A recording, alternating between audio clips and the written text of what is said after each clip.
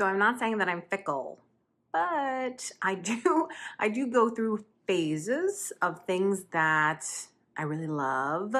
I don't know if you're like this at all, but I definitely, there are certain times or periods or seasons in which I'm obsessed with a certain supply or technique or idea, and then it kind of drifts away. And sometimes it comes back. Some things come back over and over and over again, and some things I just never get excited about again. So stencils are one of those things that are very cyclical for me. I definitely get into like a stenciling phase where I love stencils and I'm a stencil everything and I'm making new stencils and I'm designing stencils and I'm so excited to use stencils, and then I just don't want to deal with them.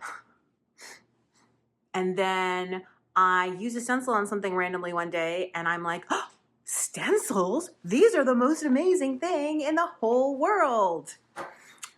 So I'm fickle. The thing about stencils is that they're so flexible. When I think about what makes me come back to them over and over again, it's like a stencil can create a beautiful, finished, completed, image on top of your artwork. So this is a stencil that I designed for joggles, and I'm using it here on a gelatin plate. And when I designed it, I knew that it would be a great focal image, meaning you could just use it and it would, make a complete image, which you can see there. And I'm about to pull the reverse too.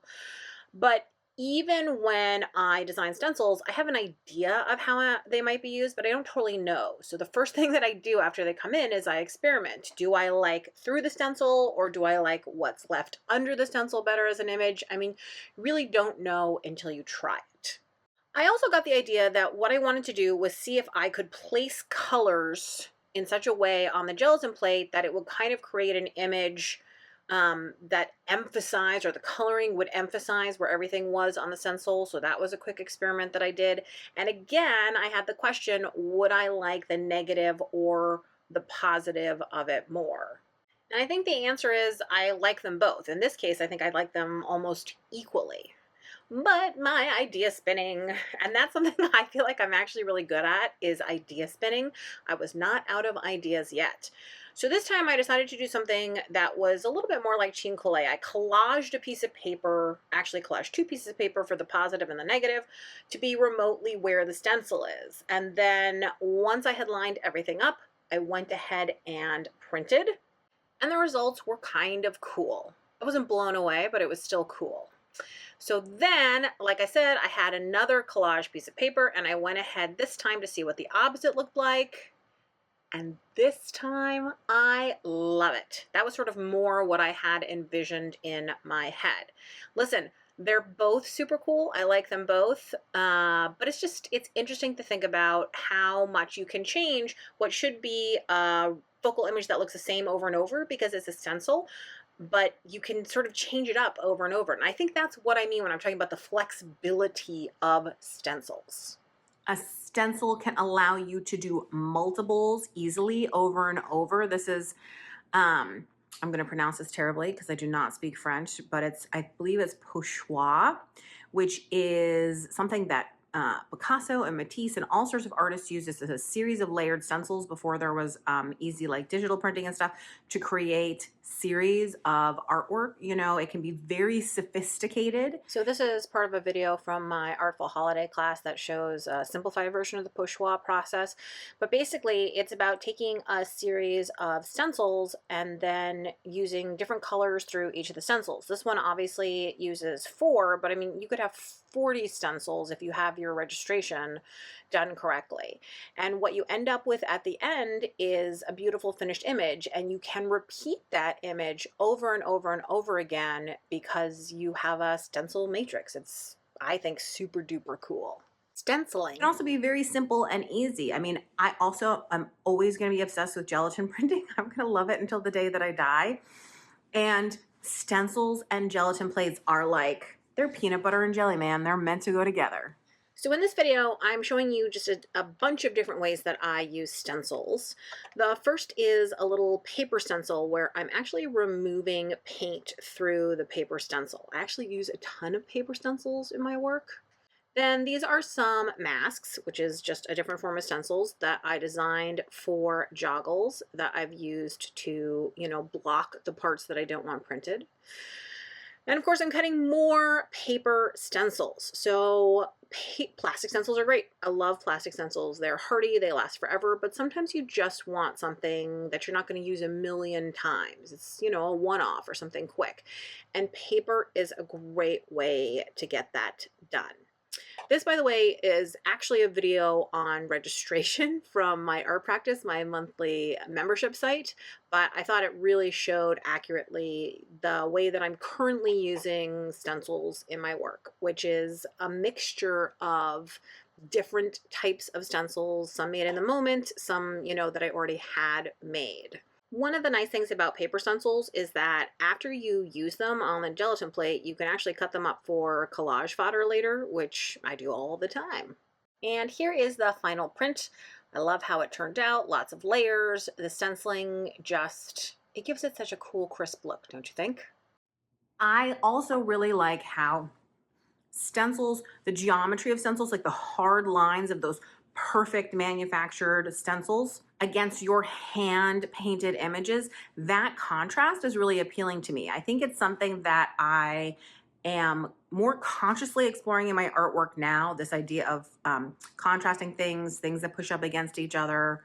That's something that I have always been interested in, but not always had the words to explain. But stencils really help me with that hard and soft. I think it's one of the reasons that a lot of the stencils that I design are more manufactured looking, meaning they have like harder lines, things are more perfect, the patterns are more symmetrical. And that's because I want the stencils to do something that my hand can't. Another thing that's so flexible about stencils is how you can use the positive and the negative. It's the bang for your buck thing, right? It's that you get two for the price of one. So I have done several tutorials on how to get both the positive and the negative, and I'll link to those, but here you can see the stencil as it's meant to be used, right, on the gelatin plate. But underneath the stencils, there's always so much good paint on the gelatin plate. And the print that you pull from that is as if you could stamp with the stencil, right? Kind of magical. So after a simple session of gelatin printing where all I did was put black paint on the plate, you can see I got that ghost, and then I have this really cool print, then I have that really cool print, and then I've got this ghost, and then I've got this other ghost from the negative, the other version of the stencil, or I guess that was the positive. But you can get so many prints just from one or two applications of paint on the gelatin plate with a stencil. It really is magical and so much bang for your buck. I also am like a pattern obsessive. Is that a disorder? Hi, I'm Julie and I am pattern obsessed. I'm addicted to pattern. I love pattern, and stencils are such a quick and easy way to throw a little pattern into your artwork. I also think like a lot of doors opened up for me when I figured out that you didn't have to use the whole stencil. It's kind of like have you reached the age where you discover that you don't have to read the whole magazine, that you don't have to read from the beginning to the end, that you don't have to, you can abandon books, like you can walk out of a movie, like you don't have to be a finisher. You don't have to be a finisher. And something opened up for me when I discovered that with stencils, I didn't have to use the whole thing.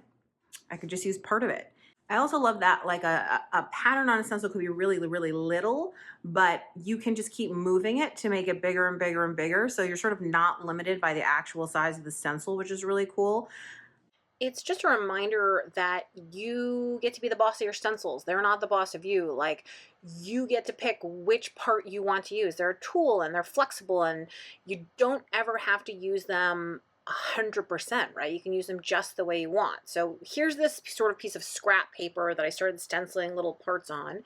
And now with this viewfinder, you can see that I have pretty much created a piece of art out of garbage, basically just using stencils. I mean, a little bit of color knowledge, a little bit of design knowledge, but there you go. I mean, stencils really are magical. You can express your individuality as an artist even when you're using stencils. Stencils don't have to mean that you're not, an individual artist with a point of view. They're just a tool like a paintbrush or anything else.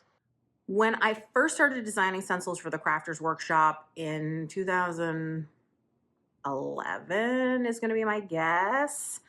I used to have to explain to people like what stencils are, how you use them. Like that was a big part of the education around understanding stencils.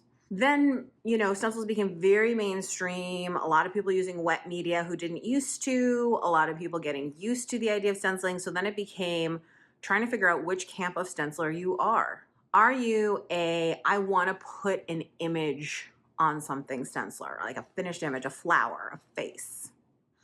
Are you I want a background pattern? Are you circles only? Are you florals only? Are you looking for nature scenes? Like what kind of stenciler are you? What kind of stenciler am I is a trickier question. I am an omnivore stenciler. I want to stencil everything, and I have rarely met a stencil that I don't like. Now that I've been designing stencils for joggles, it's been a really fun brain shift because I have designed 12 by 12 stencils for more than a decade, right? For like 15 years. And so joggle stencils are 9 by 12.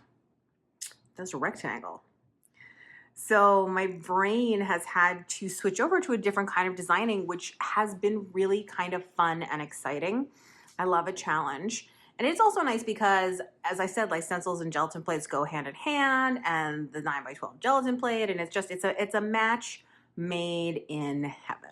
If you want to see any of the stencils that I designed for joggles, you can hop over to joggles.com and just search for my name, Julie Balzer, to check out the designs. And I do have tons and tons of free stenciling how-to tutorials on this channel. So if it's a how-to you're after, you can go ahead and check that out too. I would say one thing that has changed about me in the last few years is that all the videos I used to do were very much tutorial. From start to finish, let me help you figure out a plan. And now I think I'm interested in sharing instead of telling. I hope that makes sense. Anyway, I'd love to hear about how you use stencils in your art practice. Has it changed? Are you fickle like me? Is it sort of cyclical? Has it been a long time for you? Or are you like, the stencils are on my desk and I'm using them today?